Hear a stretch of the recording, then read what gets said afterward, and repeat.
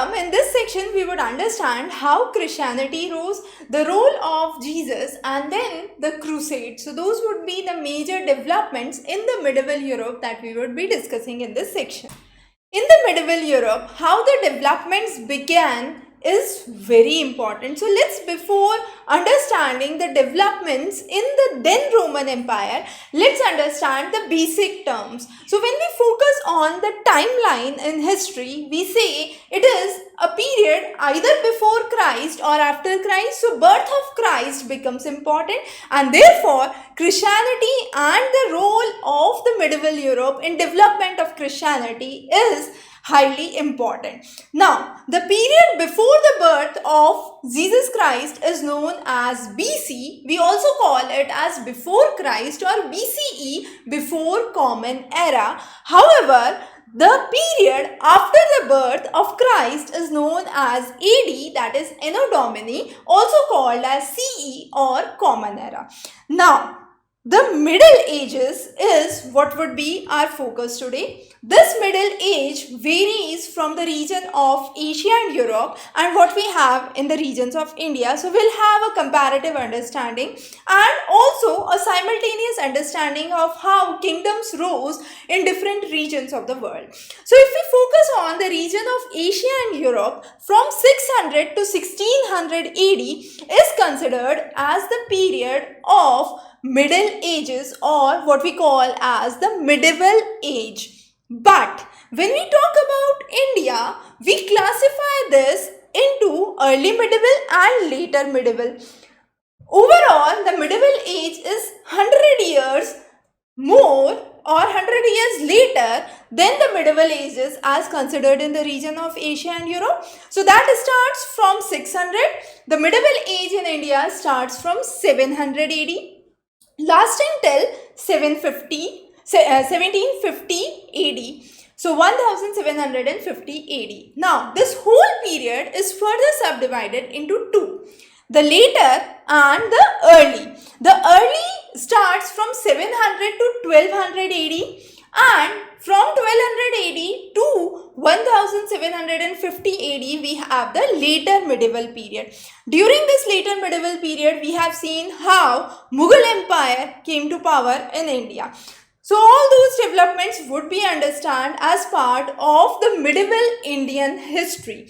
Now, to begin with the region of Roman Empire. As you can see in this map, it was not just the region of present-day Italy where you have Rome as the capital, but it was more of the region of Portugal, France, Germany, and then Italy, and then parts of northern regions of African region close to the Mediterranean. Not only this whole region was further divided into two sections, the Western Europe versus the Eastern Europe. So let's focus on the region of Western Europe first. As you can see, the region close to Italy, then we have the region of Spain, France, Portugal, and the northern regions of the African nations. These all, which are marked in light pink color here, reveal the region of Western Roman Empire. By 1500 AD, we have seen that the Western Roman Empire was ruined, was crumbled because of the barbarian invasions. However, the Eastern Roman Empire, which was predominantly the region that people spoke Greek. So again, very interesting to note some of the things here. The Western European region was the region where Latin was the predominant language. The people were more traditional because they focused on more stringent forms. However, the region of Eastern Roman Empire, which you can see in the purple shades here, was the region where people were relatively less traditional in nature. Now, this Western Roman Empire was under the Emperor Maximian. Maximian was the main ruler in the Western European region. However, in the Eastern European region, we have seen Diclothian as one of the major rulers. Now therefore, as you can see here, the region was clearly divided into two, the Western Roman and the Eastern Roman. Western Roman was the region of Rome. However, the Eastern Roman area was also known as Byzantine Empire during that time. So another important term that you must remember here is the Byzantine Empire, which connotes the Eastern region, the Eastern Europe, the Eastern Roman region during that time.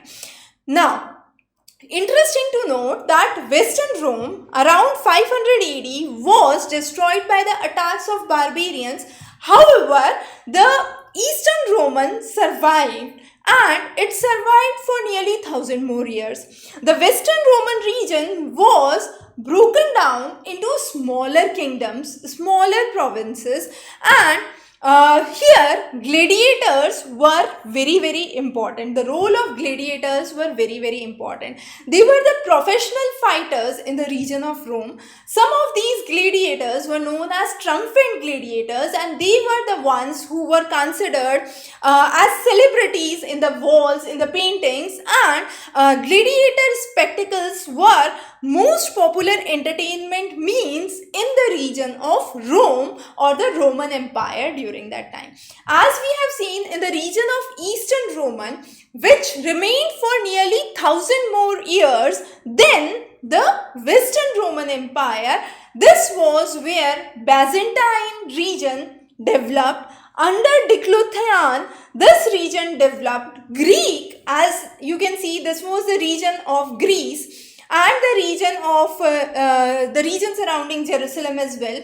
So this was the region where people were relatively less traditional, preferably more liberal in attitude.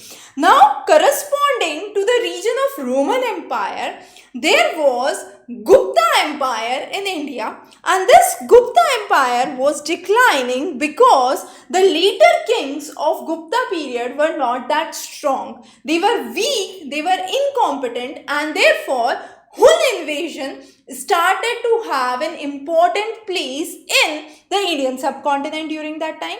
At the same time, we have seen rise of Arab or the rise of Arab civilization under Prophet Muhammad, and this was somewhere around the 7th century AD.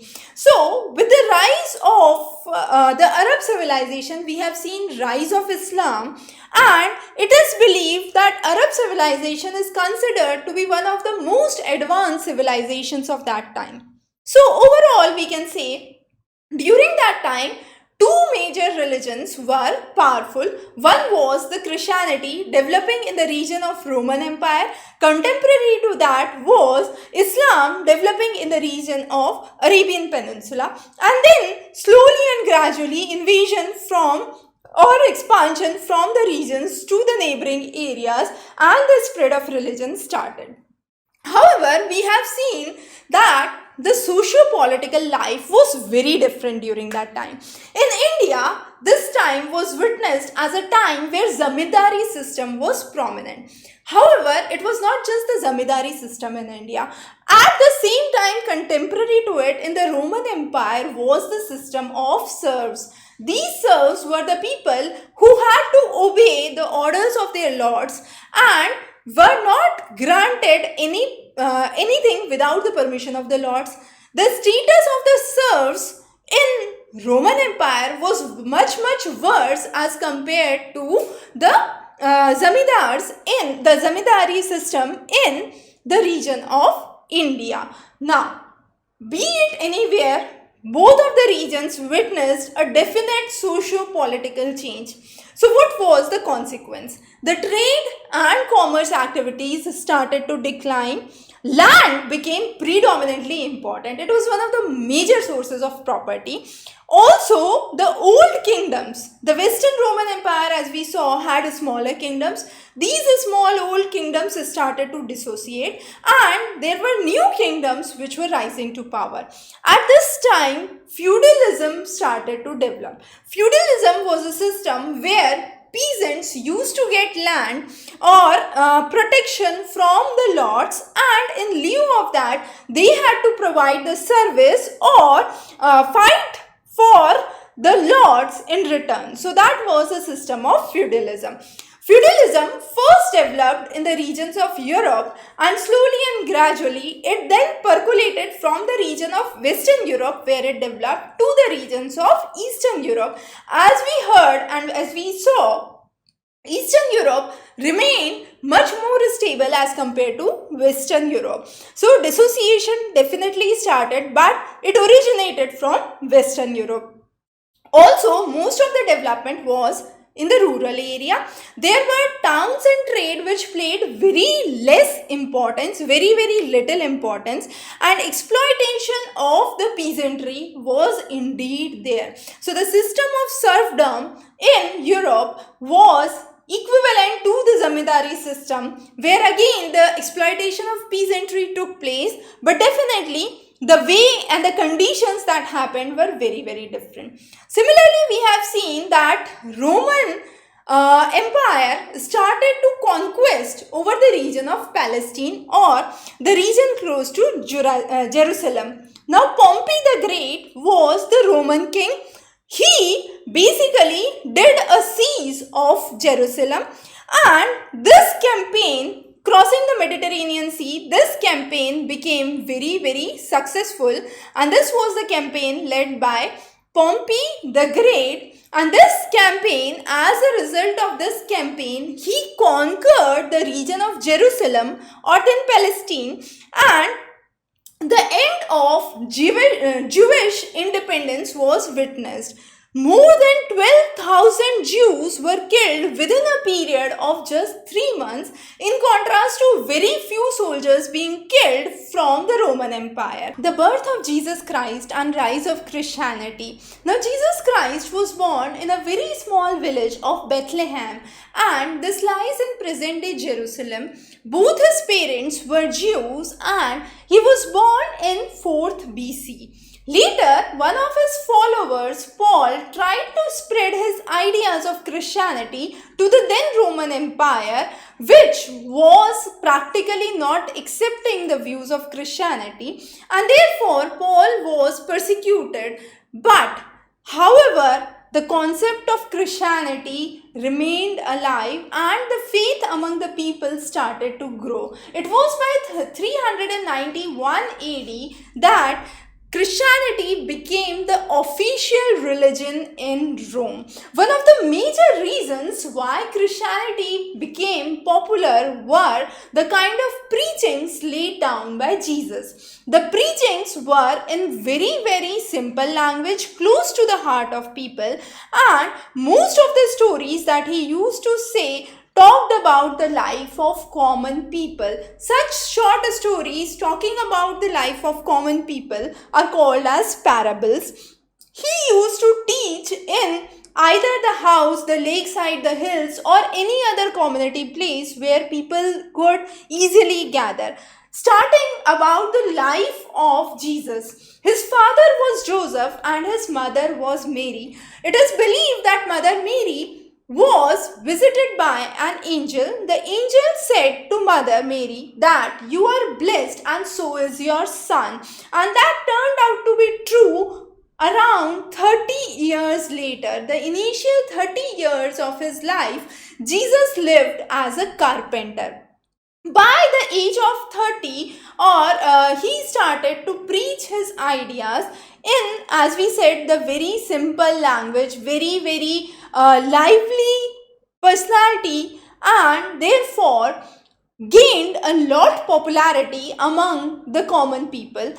His ideas, his philosophies were accepted by the common people, and therefore a lot of people in and around his town became influenced by his philosophies. He believed that God is one and said that all kind of harmful activities should be criticized. But this was one of the reasons that made the rich and powerful his enemy. As a result, he was brought to the court of Pontius Pilate, and Pontius was a Roman governor of Palestine at that time. It is believed that Jesus was accused and arrested. Finally, he was crucified. He was crucified, that means he was tied on a cross, and in that process, he was killed by nailing. So, this day of crucifixion is marked as Good Friday. His day of birth, the birth of Jesus, is marked as Christmas. Later, this cross became a holy symbol for Christianity. But the story didn't end here. Third day of the crucifixion, it is believed that resurrection or rebirth took place, and this is what is known as Easter. So three important days that are celebrated in Christianity: the birth of Jesus, which is Christmas; the crucifixion, which is Good Friday; and the resurrection or rebirth, which is Easter. Jesus strongly believed that we should do our works wholeheartedly, and people definitely believed that Jesus was the Son of God, and he died a painful death in order to save the mankind of the evils that they have committed. The holy book is the Bible, and there are the Old Testament and New Testament. Old Testament focuses on the life before the birth of Jesus Christ, so the history of Jews is mentioned. However, the New Testaments talk about the life of Christ and his preachings or his teachings, and those are explained under New Testament. So Old Testament and New Testament are important. Then what were his preachings? As mentioned, his preachings were in very simple language. He was considered a great healer. He said that God is one, and therefore there is no need to worship many gods. God is just, so love him as he loves his people. Also, he said that the person who does wrong is not to be hated, but you should hate the wrong that has been committed. So hate the sin, not the sinner. The sinner has the right to repent, and by repentance, by the way under which a sinner can repent, is the only way he can save himself from God. He preached the ideas of sympathy, compassion towards poor, feeding those who are hungry, those who are sick, giving shelter to the people who are homeless, were some of his major teachings.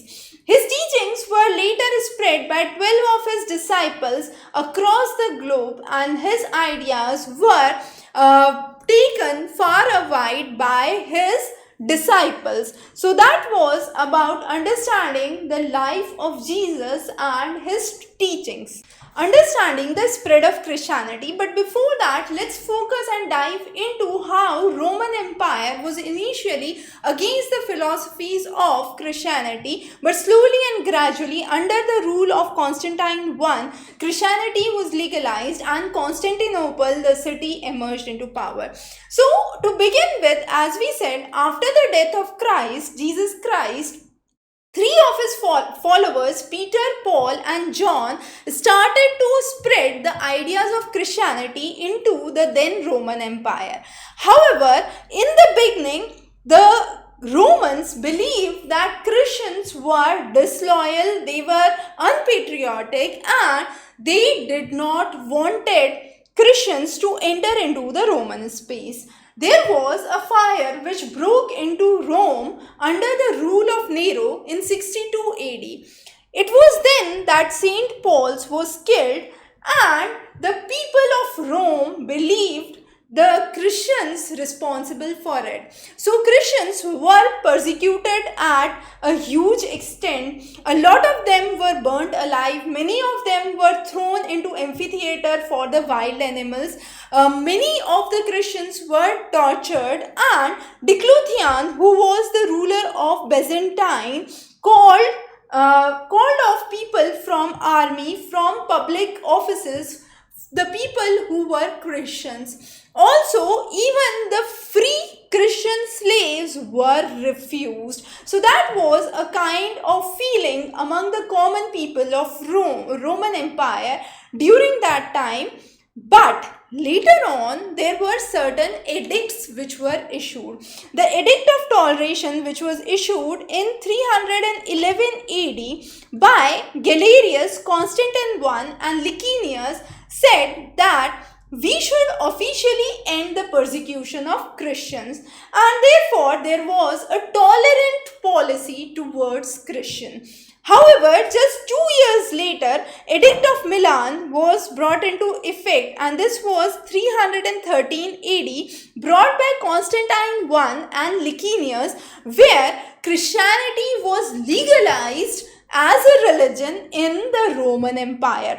As you can see in this map, the then Roman Empire included most of the regions of France, Germany, Austria, Italy, Greece. Then we have the regions of Judea, the regions of Turkey, and the northern part of Africa. So in this whole region, Christianity was legalized under the Edict of Milan, issued by Constantine I and Licinius. Later, under Theodosius I, Christianity was one of the official religions to be recognized by the state, and throughout the Roman Empire, this was considered in most of the European countries, as you can see here. Now, the time of Constantine is very important for the spread of Christianity. He established Christianity and introduced numerous laws that supported the Christian moral teachings. One of those most important one is the Sabbath, which is the custom of observing Sunday as one of the holy days, and therefore Sabbath became a popular concept under Emperor Constantine I. He also did numerous efforts to revive the ideas of Christianity. So under his time, numerous churches were built. In a period of only 200 to 300 years, Christianity spread across Europe. One of the disciples, Saint Paul's, carried the ideas to the region of Greece, to the region of Rome, that's the region of present-day Italy, what we say.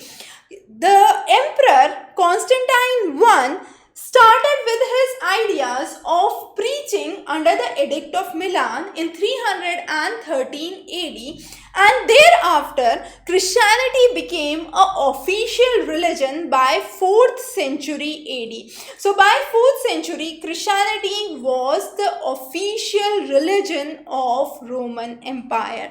Numerous well-organized churches were built. The Bishop of St. Peter's Church in Rome was considered as the representative of Christ on earth, and later people called him Pope. So, under Constantine I, the city of Constantinople was established. It was a new capital which prospered for around 1000 years till 1453 AD. Now, Constantinople is the present day Istanbul. So, note what we are talking about. So, Constantinople is the present day Istanbul in Turkey. Constantinople was named after Constantine I. Constantine I built in lavish decorations in the churches. Numerous beautiful churches were built, and Hagia Sophia was one of the major churches that was established in the region of Constantinople, as you can see here. This new capital became a major center for trade and commerce with the Eastern world, since it was part of the Eastern Roman Empire, the Byzantine Empire. So trade relations with, let's say, countries like India started to grow. Monetary stability was seen in the region, and this economic stimulus was basically responsible for the growth and the prosperity of the region. So trade relations became very strong with East. Also at this point, population started to rise. New governing class arose within the people, and there was a requirement for new senate to be built. So relations with the eastern world improved. There were better trade, better commerce, better economic perspectives, and this region of Constantinople flourished. Later on, we have seen that the decline of Roman Empire took place, but during the period of Constantine, as we have seen, the region of Constantinople grew, and this was one of the reasons where Christianity was legally accepted as an official religion in the Roman Empire, and numerous churches and practices became the focus, since it was the region of Eastern Roman Empire.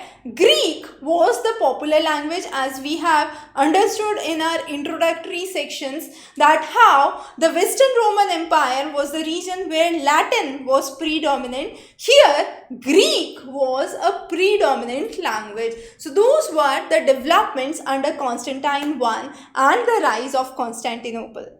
There were numerous reasons for the decline of Roman Empire. Some of the common ones included constant wars. There was infight among the soldiers. Also, the city idle mobs were very difficult to handle. A lot of corruption started to develop within the empire, and the slaves, most importantly, started to revolt. Now, why did slaves revolted? Neither the industries nor the agriculture could thrive on slave labors, and as a result, the rule of the empire of the slave state was basically now being occupied by Christianity. As a result, the oppressed people of Rome were more involved, or were more inclined towards the ideas of Christianity, having a feeling of equality, a feeling of love and affection. People were even willing to die for faith and get persecuted by the king if required. And therefore, this was a great wave among the slaves. It was only under the Emperor Constantine I that Christianity was openly accepted. Churches were built, and rather than worshipping Christianity as in secrecy, people now started to worship Christianity openly. So those were some of the important elements that happened due to which the decline of Roman Empire was seen. Now the Western Roman Empire and the Eastern Roman Empire. The Eastern Empire, as we know, was the Byzantine Empire. The Western Empire was destroyed by the German tribes. These German tribes were known as barbarians. Three of the major tribes that attacked were the Goths, Franks, and Vandals. Now, what happened was there were numerous raids in the Roman outposts, mainly in the region of Rome and the nearby vicinities, that these Vandals actually raided. And later on, Charlemagne, who was one of the ruler of France, came to power around 800. So it was around 475 AD that numerous raids and plunders by the barbarian tribes, the invasion of the barbarian tribes started in Western Europe, as you can see the blur region here. The next was in 476 AD. Vandals basically overthrew the empire of Romulus Augustus during that time, who established himself as the king, and thereafter there was no emperor left in the West. The West was divided into smaller independent kingdoms, and by 800 AD we have seen that one of the kings of France, Charlemagne, came to power, about which we would study in the next section. The idea was the only section that remained unaffected for more than 1,000 years after the barbarian invasion was the Eastern Europe. Now, this Eastern Europe, the most important center was Constantinople, and the Constantinople was one of the major centers, as we have understood, of the Byzantine Empire. The size of the Constantinople was nearly 4 times that of Byzantium, and therefore it became one of the leading centers of trade and commerce with the Eastern world. So the trade relations with the Eastern world, mainly countries of Indian subcontinent, gained momentum. As a result, this region prospered. A lot of wealth, a lot of prosperity was seen, and under Constantine, a systematic codification was seen. So even the Roman laws were codified, but it was around 1,000 years later, after the attack of Vandals in the Western Europe. We have a period of around 1453 AD when we believe that the empire of Byzantine started to decline, and this decline marked the end of Roman Empire and the beginning of Ottoman Turks. Now, under the Ottoman Turks, the first ruler who came to power here was Osman I, and he was a descendant from Turkish tribe.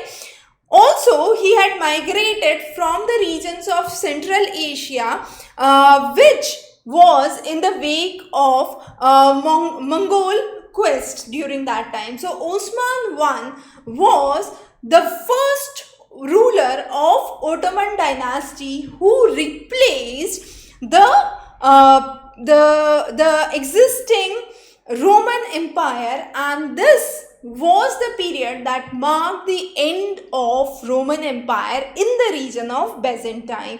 So with the end of Roman Empire, there was rise of Ottoman Turks, and Osman I was the first who came to power.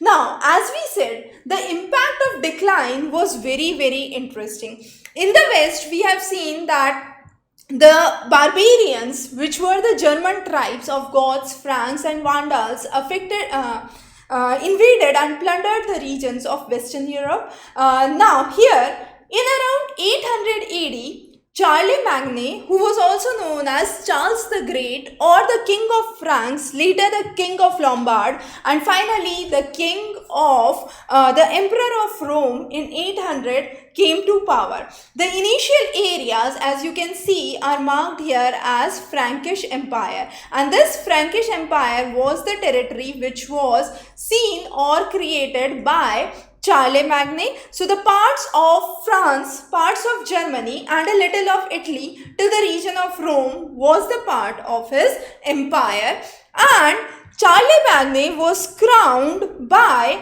the Roman Emperor Pope Leo III. So Pope Leo III was the one who crowned Charlemagne to throne, and under him Christianity became a framework of life in the region of Europe. He built civilizations on Christianity principles, formed schools, created Gothic architectures. So Gothic architecture usually have tall buildings, tall arches, and high curved ceilings which are remembered there, and these Gothic architecture were very, very important. Lot of cathedrals were built based on this architectural style. Now cathedrals are the places where the main churches which are under the control of bishop, and along with the cathedrals, even numerous churches were built during the time of Charlemagne. Also, numerous paintings, books, sculptures were written in order to promote the concepts of Christianity, and throughout the Middle Ages, the clergy and the religious order influenced the life of people, the life of governance in those regions. Now, later, from this Frankish Empire, we have the Holy Roman Empire which was formed, and this Holy Roman Empire was around 1000 AD. This empire included the region of Germany along with parts of Austria. So Austria again, along with Germany, became the region of the Holy Roman Empire, as you can see here. And many small and big kingdoms came to power. Also, it is very important to note that the fall of Roman Empire had a significant impact on learning, mainly the Latin learning, because the use of language started to decline not only for the official purpose but also for the general or the popular purpose. The German invasions, the barbarian invasions that came to this region altered the language characteristics of Western Europe, and Latin slowly and steadily was getting lost, and this was the mark where we could say the decline of Roman Empire was witnessed. So the decline was first witnessed in the Western Europe, followed by the Eastern Europe, which prospered till a significant time under Constantine, and Constantinople became one of the major centers. By 1453 AD, we have seen that there was a decline of the Roman Empire and establishment of Ottoman Turks in the region of Eastern Europe, which was predominantly Greek-speaking population under the Byzantine Empire during that time. Coming on to Crusades. Crusades were the religious wars which were fought between 11th to 13th century AD, and these were the religious wars. The wars are believed to have spread during a period of 200 years, and 8 major crusades or religious wars were fought. The idea was that Christians should capture Jerusalem from Turks, and for this the Jerusalem, which was considered as the birthplace of Jesus Christ, which was captured by the Arabs in 638 AD, should be revived back with the Christians, considering that this was the place of crucifixion as well as the resurrection of Jesus. So Palestine became a major point of contention. Now, since Palestine, where Pontius Pilate, who was the Roman governor of Palestine, accused Jesus, arrested him and called for the crucifixion, was the region, and this region was captured by Arabs in 638 AD. The idea by the Christians was to get this place liberated, considering this to be a holy place for Christians. So these religious wars, named as Crusades, started, and as we understand, these were the religious wars that were constantly between the Christians population as well as the Muslim population during that time. 8 major wars were done. Now, the first war is important. The first war, as you can see, the numerous people moved from the region of Greek territory, crossing the regions of Asia Minor into the regions of Jerusalem. However, there were Muslims moving from the region of Egypt, moving from the region of Iran, Persia, and then we also have the region of Asia Minor, the region of Turkey, where there were constant conflicts, and these conflicts laid the way for the first crusades that took place. The first crusades took place in 198 to 199 and 1098 to 1099, and the Christian soldiers, mainly from the region of France and Italy, invaded into the territories of Turkey, Syria. As we can see, the regions of Turkey, the regions of Syria, the regions of Damascus, and finally into Jerusalem. So the people were coming mainly from the regions of Western Europe, the Western Roman Empire during that time, we can say. So France and Italy were the areas where the Christians were coming, and they wanted to invade the regions of Syria, mainly the Antioch, and then claim Jerusalem. So, in this process, Christians succeeded. Many Muslims and Jews were killed. Now, Christians were able to establish 4 states in the region of Syria and Palestine. and most of the later crusades were directed at the defense and the process of expansion. So the first crusade, very important historically, where Christians started to move from the region of France and Italy, the Western Roman Empire, into the region of Syria, present day Syria, the regions close to Damascus and Antioch in Syria, finally moving on to Jerusalem. The second crusade was in 1145, and here Turks captured the region of Edessa. Now, when Edessa was captured by Turks, there was a combined army from Germany and France who wanted to move to Damascus in the region of close to Syria, and they were actually not successful.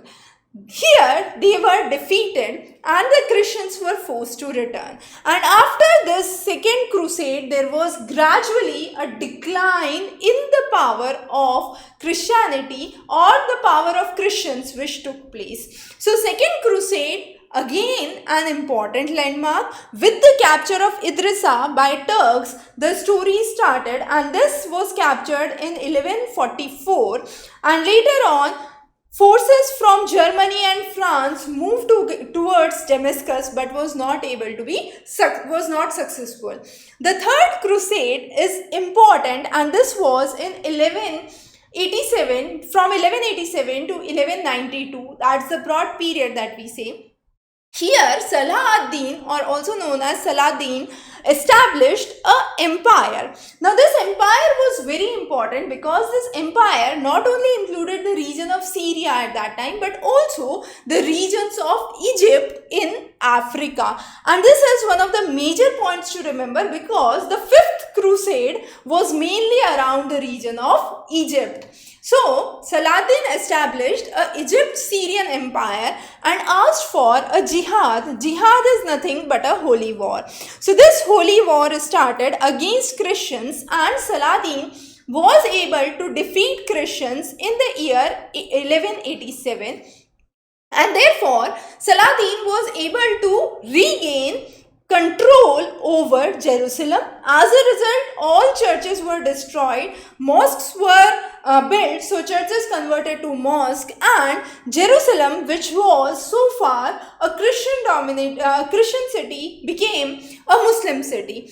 The loss of city again prompted for a war, because there was a little that was left for the Crusaders, and these Crusaders were confined to the regions of coastal towns of Palestine, and only free access to Jerusalem was given to Christian pilgrims. So as a result, there was again a contention in the hearts of Christians, and they wanted to have a faith back. Now, the series of final crusades are important. So, after the third crusade, Europe actually lost military interest in Islam and focused more on the political and cultural development. It is believed that in 1212, there was a children crusade where thousands of young children vowed to march towards Jerusalem. Now, some historians say that this was not an actual crusade. The others say that whether this group was actually a group of children or it was named as Children Crusade is not known, but whatsoever was the case, this was one of an important movement, and they were never able to reach the Holy Land of Palestine. After this, the fifth crusade is important. Under fifth crusade, as we said, Egypt came to power, and Saladin's nephew Al-Kalim, so Al-Malik Al-Kalim was the nephew of Saladin, and he basically had the Crusaders defeated. So the Crusaders under Pope Innocent III moved towards the region of Egypt, and Saladin's nephew Al-Kalim basically defended and stopped their movement, and they were forced to surrender to Al-Kalim. Later on, a sixth crusade was seen where simply a peaceful transfer of Jerusalem to Crusaders were done, and Jerusalem was handed back to the Crusaders. However, this peace treaty expired. This peace treaty was a result of the negotiation done with Al-Khalim, from who was the governor during that time, the nephew of Saladin. And after the peace treaty ended, Muslims actually regained control over Jerusalem. Now, these crusaders kept on struggling, and during this time there was origin of a new dynasty, and these were Mamluks. Mamluks were none but the people of slave dynasty, or who themselves believed to be owned. The Arabic word Mamluk comes from owned. Now, Mamluks were those who descended from the slaves of the Islamic Empire and took to power in Egypt. As a result, Mamluks forced Palestine, and at that point of time, the successors of Genghis Khan were the allies of the Crusaders, and therefore there was a tough fight between the successors of Genghis Khan, who fought against the Mamluks, the slaves during that time. But the Mamluk dynasty or the slave dynasty actually demolished ruthlessly the region, and the Antioch in the region of Syria was finally brought under control, and this was the point where it was believed that the end of Crusades was taking place, and the impact of these crusades was very, very in depth, because Crusaders who were moving from the region of Roman Empire came into close contact with the Arab and the Greek civilization. As a result, a lot of knowledge in art, science, mathematics developed. Not only this also developed the way for Renaissance in Europe later. The Crusaders also used to learn the concept of guns that were used by Turks, and therefore gunpowder was how gunpowder is used was learned. New trade routes were discovered, and kings became more powerful. Kings received more revenue from the traders as taxes, and therefore they were able to establish a better law and order situation. Trade relations between Europe and Asia prospered because of the contacts that they had with the Eastern world. So those were some of the major developments that we have seen that were registered because of Crusades. But yes, it had a huge impact on humanity, and over a period of just 200 years, 8 wars were fought, and finally fall of Constantinople was witnessed, which ultimately brought an end to the Roman civilization. Monasteries in Europe became an important center of learning, order, and discipline. Now, monasteries simply are the places where monks dwell. How these monks came into existence in medieval Europe is further interesting.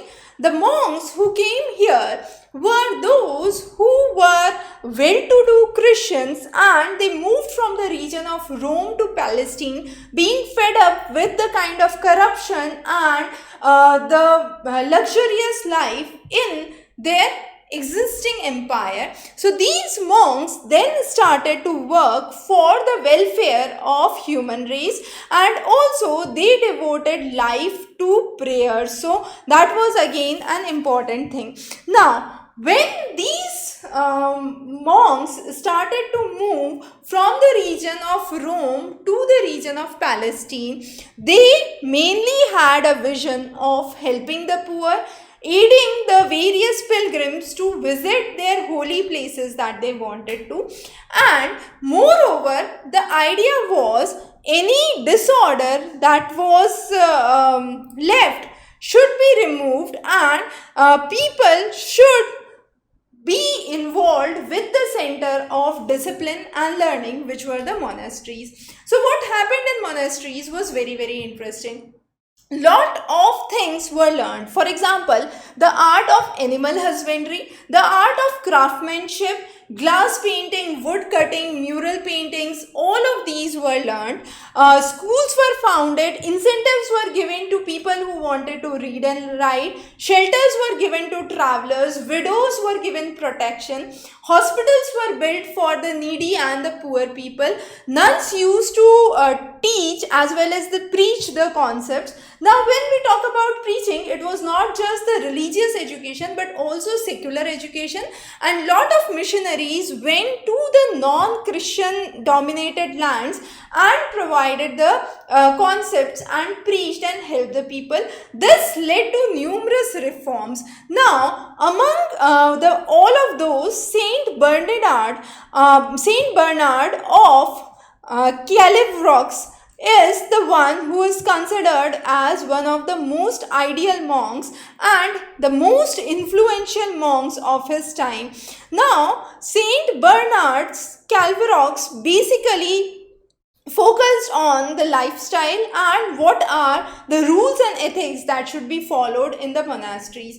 Later, by 16th century, we have seen that there were numerous divisions within the Christianity itself. So Catholics and Protestants were the two major divisions, and at this point of time, the success of monasteries started to decline. The power and the downfall of monasteries was witnessed. So this happened with the beginning of Renaissance. After the Crusades, as we had seen from the impact of Crusade, the idea of art, geometry, science, maths was learned from the Arab and the Greek civilizations, and as a result, this prompted the concept of Renaissance in Europe. With Renaissance, there was a decline and reformatory movement which was known as Reformation, and this Reformation was again a religious movement in 16th century which was started by the Protestants who were not that orthodox as Catholics, and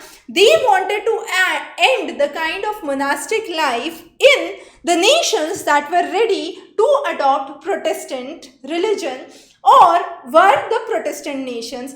This slowly started to spread to the regions where Catholic influence was high, and ultimately even in the regions where Catholic influence was high, with the development of Renaissance, a little of liberation in the policy and movement of the concepts away from the traditional boundaries were seen. So slowly the monastic life started to end and the monasteries started to decline, not only in the Protestant states but also in the regions where Catholic nations were there. Thank you.